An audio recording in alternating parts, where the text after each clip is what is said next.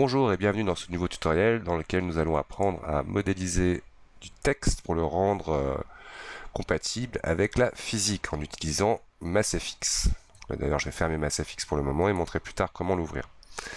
Alors, hop, je passe donc dans la vue face et je vais créer donc une forme texte. Tout simplement, je clique dans ma scène, ma forme texte est créée. Je vais déjà tout de suite lui demander d'être au centre de mon univers et venir modifier mon texte dans le menu texte, ici où je vais prendre par exemple une police, un verdana gras, et mettre comme texte, vu les éléments,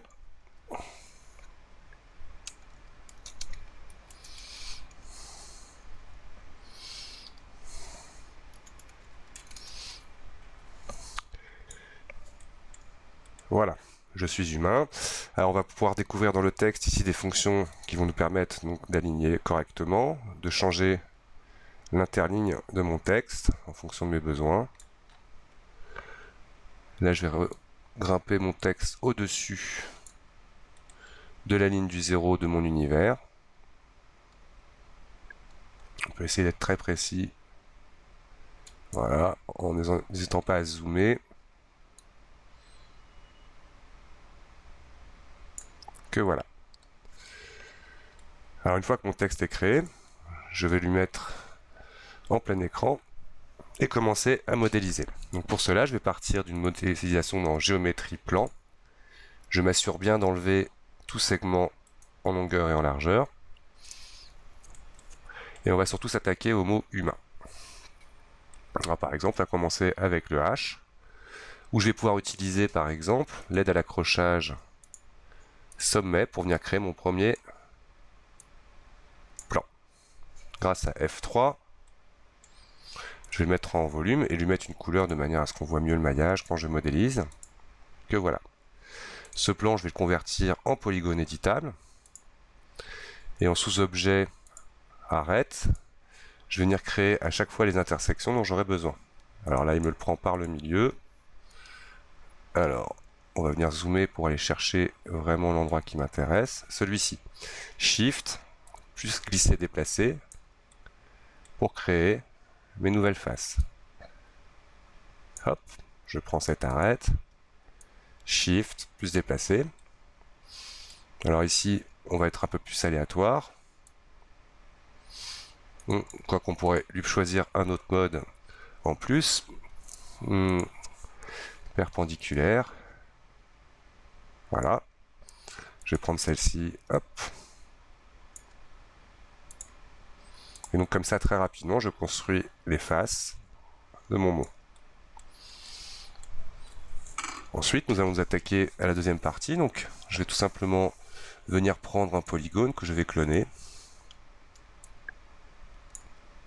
Toujours grâce à l'accrochage, je viens chercher mon polygone, Shift plus déplacer, et je le mets jusqu'ici. Ensuite, je vais repasser en mode arête. Et là, je vais glisser cette arête jusqu'à ce qu'elle vienne chercher les sommets de la spine. Donc le premier doit être là. Je peux directement dupliquer cette face. Hop. Et ici, nous allons créer en mode arête un pont qui va me permettre donc de relier ces deux arêtes.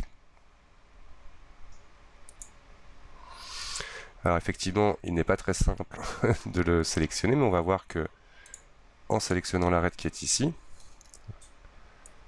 hop, voilà ce qu'on va pouvoir faire. Alors tout de suite, je vais venir ici sélectionner les deux arêtes qui sont là, donc en enlevant capture et en utilisant connecter. Comme ça, j'ai déjà en mode sommet la possibilité d'aller chercher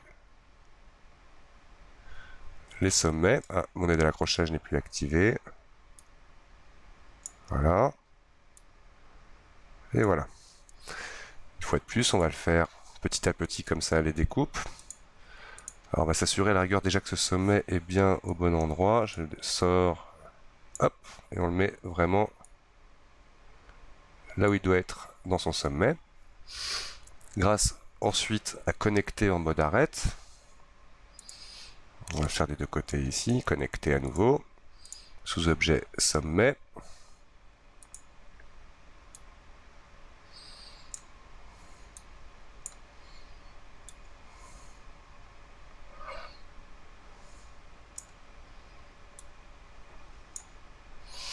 Ainsi de suite. Donc là, on peut prendre ces deux arêtes, connecter. Mode sommet. Alors pour savoir les raccourcis qui vous permettent d'aller rapidement, comme ça, chercher ces différents raccourcis. Donc 1, 2, 3, 4 du clavier vous permettra de basculer rapidement, comme ça, dans les différents sous-objets. 5, bien évidemment, pour le mode élément. Je vais enlever perpendiculaire qui me gêne. Voilà. Voilà. Ainsi de suite. Connecter.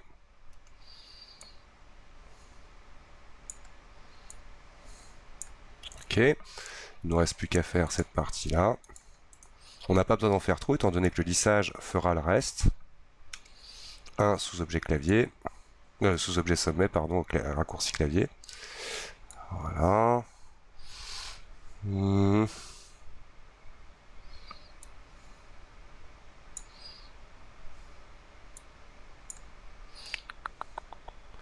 Voilà, on corrigera au cas où avec le lissage. Une fois de plus, je vais venir prendre un des éléments propres, là ce coup-ci, Shift plus déplacer jusqu'ici. Alors je m'aperçois que l'empattement n'est pas le même. Je prends l'arête qui est là et grâce à l'accrochage sommet, je peux facilement comme ça venir replacer correctement mes arêtes. Alors là, on va tout simplement faire un Shift plus déplacer jusqu'ici. Et en mode sommet, je vais venir chercher cette partie. Une fois de plus, je prends deux raccourcis, donc segments. Je vais chercher ici un toc. Alors ensuite, on va faire un cas spécial ici pour rester en mode quadri. Lui, on va le prendre et on va chercher tangence.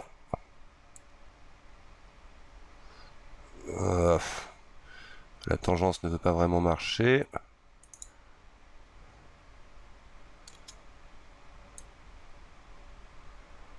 Donc ça sera pas tangence. On va plutôt prendre du coup arrête segment. Voilà, ça je suis sûr qu'il est collé sur l'arête, même si je suis pas complètement perpendiculaire. Toujours en sous-objet arrête, donc là j'ai enlevé arrête segment. Shift plus déplacer, hop. Et là celui-ci, on va le mettre directement là-haut, comme ça.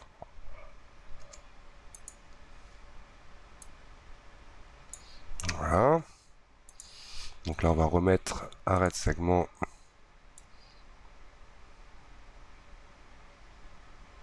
Voilà. Mode arrête, Shift plus déplacer. Alors attention, des fois le mode arrête segment va être plus difficile à prendre que les autres. Mode sommet pour venir replacer correctement le dernier sommet qui est ici. Quadri, quadri, quadri. De la même manière, ici je vais donc à nouveau dupliquer une face. Donc sous objet polygone, Shift plus déplacer de ce polygone vers ici. On va commencer avec les sommets à correctement placer l'ensemble. Alors, hop. Je viens chercher les deux sommets ici pour les mettre d'abord à cette première intersection. Puis on va le mettre en mode arrête segment en plus. Voilà. Il n'y a plus qu'à poser ce sommet correctement. Que voilà. En gros, après en mode arrête, on n'a plus qu'à dupliquer à chaque fois qu'il y a une intersection. On corrigera ensuite. Voilà, déjà on va faire ça. Mode sommet, et là je reprends arrête segment en zoomant un petit peu pour venir juste hop, chercher le segment. Voilà. En gros, on duplique à nouveau cette arête grâce au sous-objet segment. Donc là, j'enlève arrêt de segment. Shift plus déplacer. Mode sommet, je replace correctement le sommet ici. Là, je prends cette arête, Shift plus déplacer jusqu'à ce coin-là. Mode sommet plus arrêt de segment. Donc là, je zoome pour bien sélectionner mon sommet et venir chercher plus ou moins ce ratio-là. On va voir ici que là, elle n'est pas complètement alignée. On va le remettre proprement. Voilà, là, ça sera aligné. Mode arrête à nouveau, Shift plus déplacer. Voilà, donc j'enlève l'arrêt de segment quand j'en ai pas besoin. Une deuxième fois pour le bas. Je corrige les sommets extérieurs avec arrêt de segment d'activer. Hop. Hop. Il ne me reste plus qu'à faire ici la liaison entre ces deux arêtes. Donc je sélectionne avec CTRL les deux arêtes qui sont ici. Et tout simplement, je prends un pont dans le menu panneau de commande, éditer arête. Donc un corps complètement en quadrille. Donc là, ça va être simple pour terminer. Hein. Je pense que le début était vraiment... il n'y a vraiment rien de difficile là-dedans. Donc, sous objet polygone, je vais prendre un polygone facile à éditer. Shift plus déplacer. Là, je vais le mettre par exemple ici. Hop. Je le clone bien en tant qu'élément. En sous-objet sommet, je vais bien positionner donc tous les sommets là, au bon endroit. Hop. Donc là, je suis bon. Mode arête, je vais prendre cette arête là. Shift plus déplacer, là je vais prendre le mode perpendiculaire qui devrait pouvoir me permettre de le faire, ou sinon on peut le faire de milieu à milieu par exemple. Shift, hop. Shift, hop. Bon, raté. CTRL Z. Donc là il faut bien que je sélectionne uniquement cette arête. Shift. Et je crée la face. Donc facilement comme ça, grâce à mon accrochage. Je construis mes nouvelles faces. Allez, alors il faut le chercher. Hop, le voilà. Shift d'abord, je clique et je glisse pour créer la nouvelle face. Shift, clique et glisser. Il ne me reste plus que le N à faire. Donc on va reprendre une branche du M. Oui, j'ai appuyé sur M, il n'y avait pas besoin. Donc j'ai appuyé sur 4 pour passer en polygone. Shift plus déplacer, toujours grâce à l'accrochage sommet. Une fois de plus, là on va aligner. Hop. On va bien mettre correctement les sommets.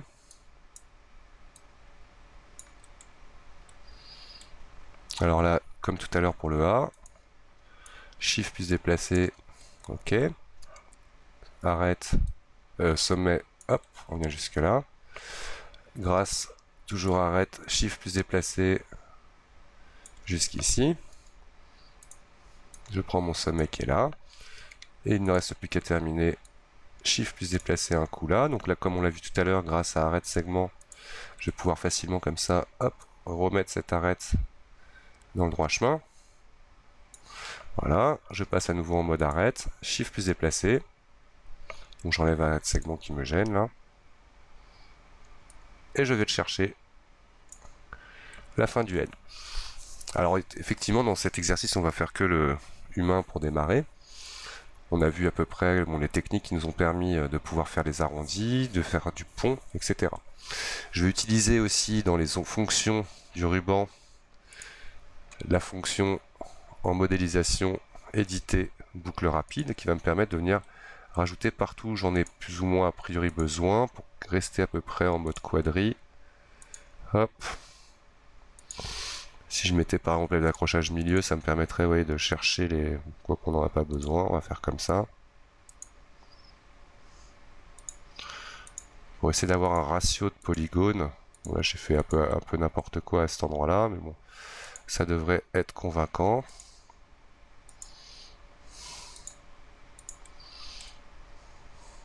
Donc avec boucle rapide, je rajoute, comme son nom l'indique, rapidement des boucles. histoire d'avoir un maillage un peu plus conséquent. Alors là, on pourrait imaginer que c'est complètement parfait. J'enlève G pour bien voir le résultat. Et à ce stade, je vais donc déjà en perspective et en isolant ma sélection, venir maintenant apporter le volume à ma géométrie en lui mettant le modificateur coque. Coque, on va lui mettre une coque avec une quantité par exemple de 20. Et on peut tout de suite voir sur certaines faces, j'enlève l'aide à l'accrochage, est-ce le raccourci de l'aide à l'accrochage, ça ne l'a pas fait, qu'il y a des petits problèmes de lissage. Donc on peut voir que mes faces ont un petit problème tout simplement de lissage. Ce qui est très important pour la suite. Donc je vais mettre un édité poli par-dessus mon coque. Et dans le sous-objet élément, sélectionner tout avec CTRL A. En demandant de faire un lissage auto. On voit que mes problèmes ont été automatiquement réparés. Ce qu'on va constater tout de suite avec donc ce modificateur uniquement possible à partir de 3ds Max 2015, le chanfrein en mode quadri, avec des options donc, qui ressemblent beaucoup à celles qu'on avait dans le Quad Chamfer Pro, qui était un plugin. Donc là on voit que tout simplement il nous rajoute un chanfrein à chacune de nos arêtes. Nous allons choisir à partir des arêtes non lissées et venir vérifier si tout se passe bien. Alors on va faire le tour de la géométrie. Il y a des endroits qui peuvent faire un petit peu peur comme ça, mais a priori c'est bon. Là ça nous fait un maillage quand même assez spécial ici. Mais bon, on va faire avec. Alors, les paramètres du chanfrein. La quantité, donc c'est bien évidemment, plus vous aurez de quantité, plus vous allez ouvrir votre chanfrein. Le nombre de segments, c'est ce qu'il y aura à l'intérieur, donc on va optimiser, donc le laisser à 1. Et la tension, donc par défaut, la tension à 1, c'est le maximum de la tension, c'est-à-dire que ça fait une surface plane. À 0, un angle droit issu de nos arêtes. À 0,5, vous aurez un arrondi dans votre chanfrein. Donc là, je trouve ça correct. On va juste maintenant baisser un petit peu la valeur de notre chanfrein pour vraiment faire un très très léger rayon. Mais avant tout, non, c'est issu de notre chanfrein. On va venir maintenant corriger les faces qui ne sont pas à 4 sommets. Donc éditer poli. Et là, le but, ça va être surtout de connecter. Donc je vais dans mon chanfrein pour faire travailler plus facilement au départ, l'ouvrir. Et à chaque fois que j'aurai un angle de cette manière, je viendrai chercher l'opposé. Avec tout simplement dans éditer poli, connecter par un clic. Pardon, connecter. Ah oui, non, sinon il faudrait que j'en fasse couper. Je sélectionne donc mes deux sommets là, pardon, et je fais connecter. Dès qu'on aura ce genre de choses là, donc dès qu'on a une branche, en gros, je prends à chaque fois les sommets comme ça. Pour simplement guider. Alors j'ai tout qui disparaît, je vais passer en mode ombré. Il m'embêtera peut-être moins. Connecter. Connecter.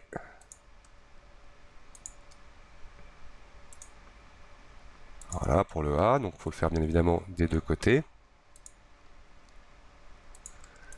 Connecter.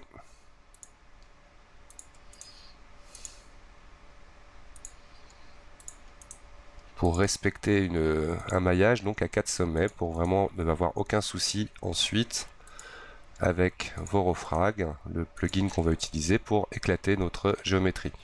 Donc là, comme tout à l'heure, on a un virage. Hop, connecté. Autant faire les deux côtés d'un coup.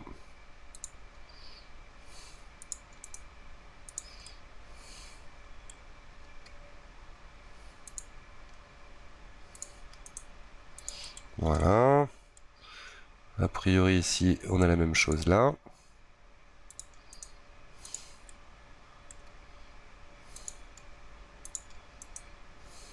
Voilà. Donc le A est fait, le I il va y avoir à faire que les branches du T, donc sélectionner, connecter, connecter, ainsi de suite, donc pour donner vraiment une forme quadri complète à mon maillage.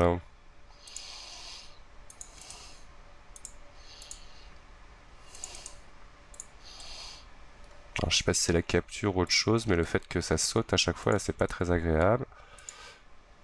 Mais bon, tant qu'on sait où est le sommet que l'on veut. Hop, dès que j'appuie sur CTRL, en fait, ça me fait comme un petit freeze. Alors, mon I est fait.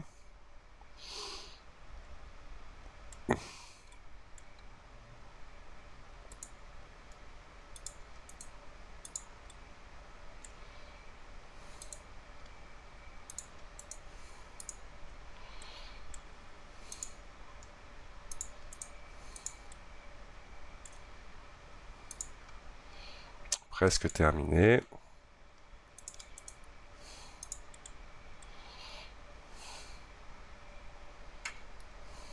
Toc, toc, toc, toc, toc, toc.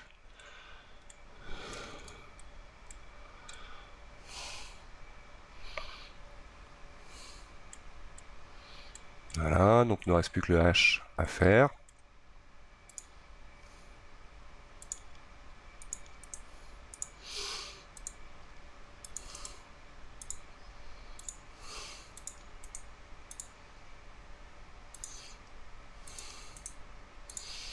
Donc ça c'est très important donc dans un premier temps d'avoir un maillage propre, surtout quand on va s'amuser ensuite à travailler avec de la simulation dynamique.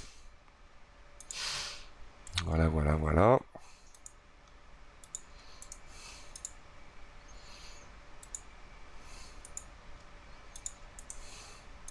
Que voilà.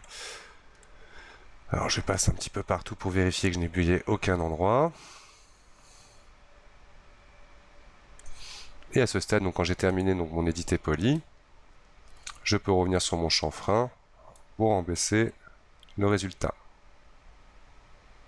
Tant que je ne me mets pas à 0, je ne risque rien. Alors on va vérifier aussi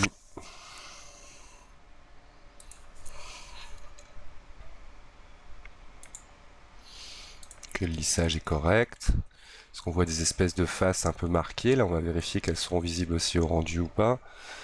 Ouais, donc là, c'est pas vraiment parfait. Faut peut-être que j'ouvre un petit peu plus mon chanfrein. Donc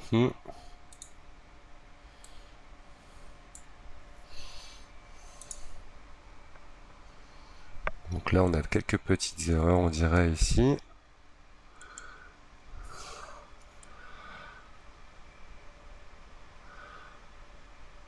Alors, ça a l'air d'être un problème de lissage. Mais ça sera déjà très parfait. Quoi qu'on voit un truc affreux. Et tout simplement, pour corriger donc l'aspect qu'on a de ce maillage, je vais mettre maintenant mon lissage rapide par-dessus. En mettant afficher isoline pour ne voir que le maillage réel. Avec 2 itérations. Donc là, effectivement, mon chanfrein, je peux le resserrer. Ce n'était pas dû à mon chanfrein, je n'avais tout simplement pas mis de lissage. Et là, j'obtiens une géométrie propre, issue donc d'une modélisation. Donc juste le lissage m'a permis donc de pouvoir corriger l'aspect problématique de mon maillage. Donc voilà la première partie. Donc savoir modéliser avec l'utilisation du chanfrein. Et donc après l'édition du reste. Donc à ce stade, je vais enregistrer ma scène et nous allons nous voir très vite pour la suite de ce tuto.